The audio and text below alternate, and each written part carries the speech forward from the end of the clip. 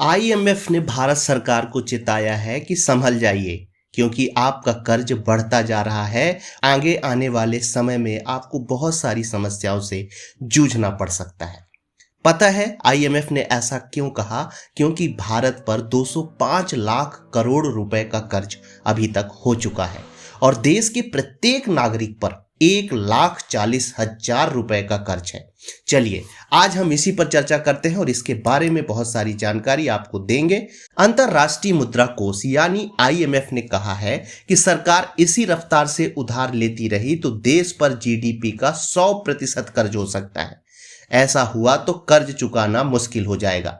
वहीं आईएमएफ की इस चेतावनी पर असहमत जताते हुए भारत सरकार ने कहा कि ज्यादातर खर्च भारतीय रुपए में है, इसलिए कोई समस्या नहीं है। आखिर आईएमएफ ने भारत को क्यों चेताया, सरकार क्यों कर्ज ले रही है और कहां खर्च कर रही है, आज इन्हीं मुद्दों पर हम आपसे बात करने वाले हैं। सबसे पहले समझ लेते हैं कि भारत सरकार पर कुल कर्ज कितना है और बीते 9 साल में कितना बढ़ा है। बिजनेस स्टैंडर्ड करके एक संस्था है, उसने अपनी रिपोर्ट में दावा किया है कि सितंबर 2023 में देश पर कुल कर्ज 205 लाख करोड़ रुपए हो गया है। इसमें से भारत सरकार पर 161 लाख करोड़ रुपए जबकि राज्य सरकारों पर 44 लाख करोड़ रुपए से ज्यादा का कर्ज है।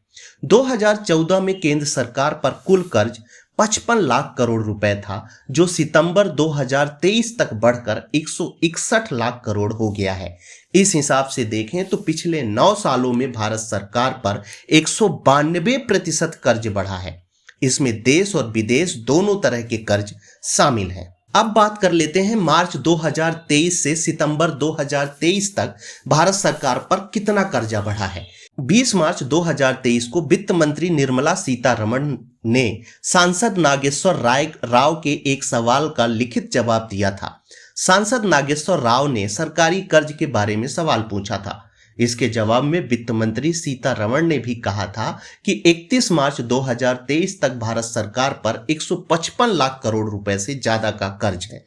सितंबर 2023 को भारत पर कर्ज 161 लाख करोड़ रुपए हो गया।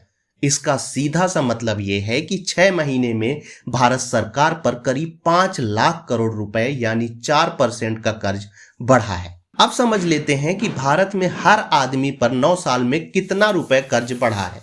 सितंबर 2023 में देश पर कुल कर्ज 205 लाख करोड़ रुपए हो गया है।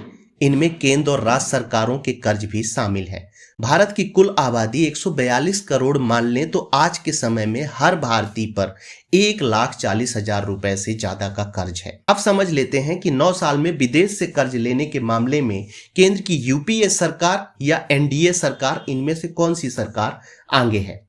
यदि हम बात करते हैं 2014 के बाद से अब तक केंद्र सरकार ने विदेश से कुल 19 लाख करोड़ रुपए का कर्ज लिया है, जबकि 2005 से 2013 तक 9 साल में यूपीए सरकार ने करीब 21 लाख करोड़ रुपए विदेशी कर्ज लिया था। 2005 में देश पर विदेशी कर्ज 10 लाख करोड़ था, जो 2013 में बढ़कर 31 लाख करोड़ हुआ। यानी यूपीए के समय केंद्र सरकार पर 9 साल में 21 लाख करोड़ रुपए विदेशी कर्जा था।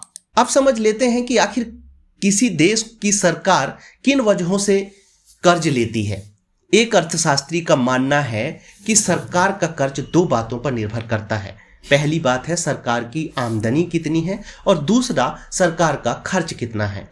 अगर खर्चा आमदनी से ज्यादा हो तो सरकार को कर्ज लेना ही होता है। सरकार जैसे ही कर्ज लेती है इससे राजस्व घाटा बढ़ता है। इसका मतलब ये हुआ कि सरकार का खर्च राजस्व से होने वाली कमाई से ज्यादा है। आमतौर पर राजस्व घाटा तब ज्यादा होता है जब सरकार कर्ज के पैसे को वहां खर्च करती है जिससे रिटर्न नहीं आता है। भारत सरकार इतना पैसा कर्ज लेकर कहां खर्च करती है, इस पर भी विचार करना जरूरी हो जाता है।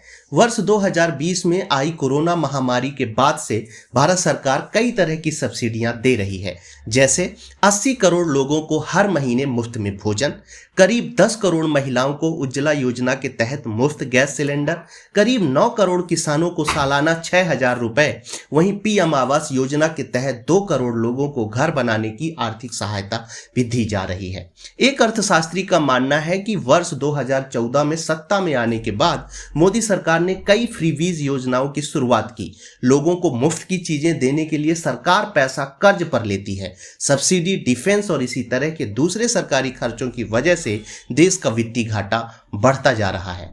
अब समझ लेते हैं कि देश पर कर्ज और महंगाई के बीच का रिलेशन क्या है। एक सवाल जो हर किसी के मन में उठता है वह यह है कि क्या देश पर कर्ज बढ़ने से महंगाई बढ़ती है। इस मामले में एक अर्थशास्त्री का मानना है कि देश पर कर्ज बढ़ने का महंगाई से सीधा संबंध नहीं है। सरकार कर्ज के पैसे को आय बढ़ाने के लिए इस्तेमाल करती है। कर्ज का पैसा जब बाजार में आता है तो इससे सरकार का रेवेन्यू बढ़ता है। साथ ही उनका मानना है कि कर्ज के पैसे का गलत इस्तेमाल हो तो महंगाई बढ़ भी सकती है। जैसे कर्ज लेकर पैसा आम लोगों में बांट दिया जाए तो लोग ज्यादा चीजें खरीदने लगेंगे। इससे बाजार में चीजों की मांग बढ़ेगी। मांग बढ़ने के बाद आपूर्ति सही नहीं रही तो चीजों की कीमतें बढ़ जाएंगी।